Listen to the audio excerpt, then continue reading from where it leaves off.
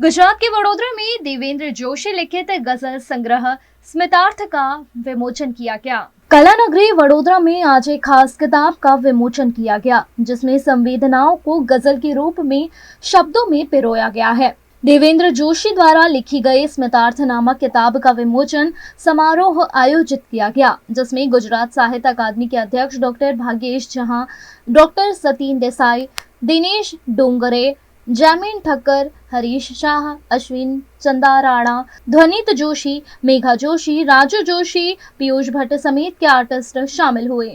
पहली बार मुझसे बाबा आया ત્યારે એમની ઉંમર લગભગ 72-73 વર્ષ, 64 વર્ષની ઉંમરે કવિતા તરફ એમને આકર્ષણ થયું, એમની પોતાની સર્જન પ્રક્રિયા તરફ આકર્ષણ થયું। એ જ્યારે આવ્યા મુझसे બાબા ત્યારે એમની કવિતાઓમાં મેં જોયું તો ગઝલની ભાષામાં કહું તો નજીક કાપ્યા પ્રાચાર પ્રાસ મળતા હતા, એટલે એવું કહેવાય કે ગઝલથી નજીક હતા। હવે એક એવો પ્રાકૃતિક શેર જો એમનો કે કોયલના ટહુકા સાંભળવા વૃક્ષોએ કરગરવું પડશે।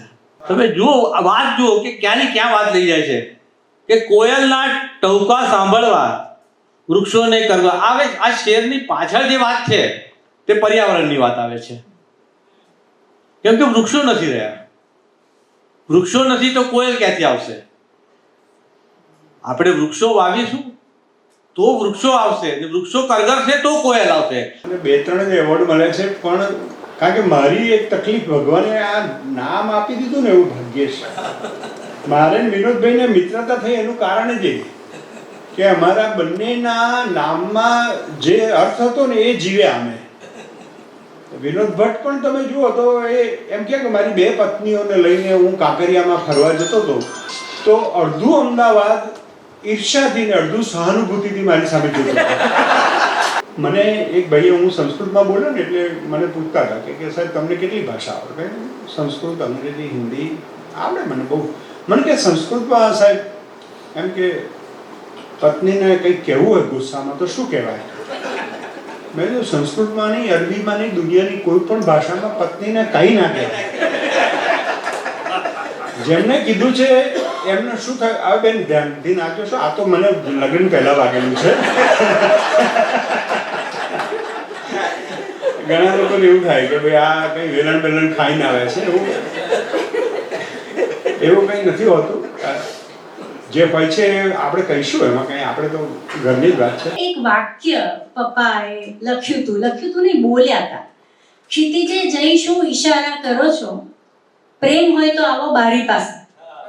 તો પપ્પા બારીએ બેઠા હતા।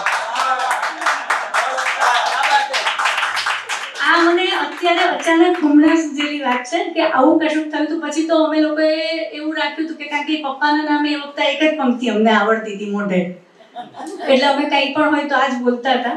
અને એની સાથે એક બીજું પણ હું તમને કહું કે પપ્પા માત્ર ગઝલો સારી લખે છે એવું નહોતું, પપ્પા લવ લેટર ખૂબ સરસ લખતા હતા। અને એનો જ પ્રતાપ છે કે આ સ્મિતાર્થ જન્મ્યું છે, અને સ્મિતાનો પ્રતાપ છે કે આ સ્મિતાર્થ જન્મ્યું છે। કરે તું કામ કેટલું કહીને એ બતાવના, ન વાદળો ન વીજળી ધરાને તું સુકાવના, ન હું રહું જો હોશમાં તો હોશમાં તું લાવના, તું ઈશ છો મને હવે ડુબાડના તરાવના, પલાળ જો તું પ્રેમમાં રહે પછી અભાવના, તું હાથ ઝાલ એ પછી તું હાથને હટાવના, તરું છું હું ડૂબ્યા વગર વમળ નહીં ફસાવના,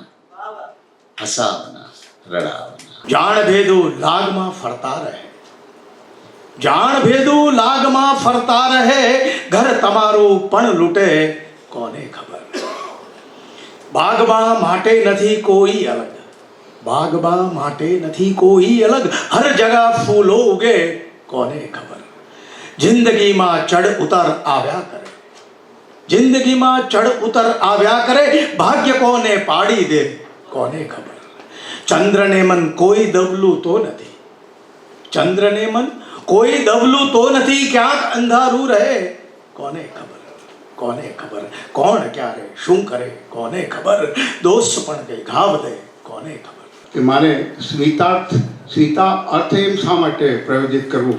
સ્મિત વત્તા અર્થ, સ્મિતાર્થ એક સ્મિતાનો અલિફ આ છોડી દીધો અને એ સાબિત કર્યું કે સ્મિતાર્થ છે ને હરેકમાં સ્મિતાના પર્વ એ રીતે ઉજવાય છે.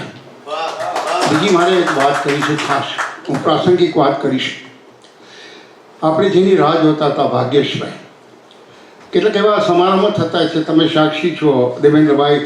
મહામહિમાવંત ગુજરાત જ્યારે જુનાગઢમાં એનું ઉદ્ઘાટન થતું હતું ત્યારે XYZ મંદિરના દર્શનાર્થે ગયા અને 1 કલાક વિલંબિત કર્યો, પણ જેના દર્શન માટે આપણે આતુર હતા એ ભાગ્યેશ નામની એક મૂર્તિ સ્વયં અવતરિત થઈને અનુષ્ઠાન થયા વગર આ મંચ પર વિરાજમાન થયા. ભાગ્યેશભાઈ જેમ સર્વના ભાગ્ય વિધાતા છે, સર્વનો ભાગ્ય બદલી નાખે એવા. મને કોઈ પૂછે કે ભાગ્યેશભાઈ તમારી સાથે આવવાના છે, મેં કહું એ જો ભાગ્યેશભાઈ દરેકના થઈ જાય ને તો ભાગ્યેશભાઈના ચરણમાં પડીને કે મારું ભાગ્ય તમે બદલી નાખો. ભાગ્ય વિધાતા ખોટા ઠરે, પણ આજે ભાગ્ય વિધાતા ખોટા નથી ઠર્યા.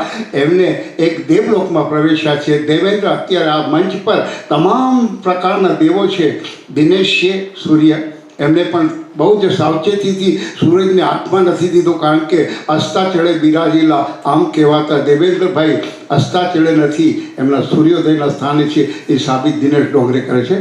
બીજી મારે વાત એમને કરી છે.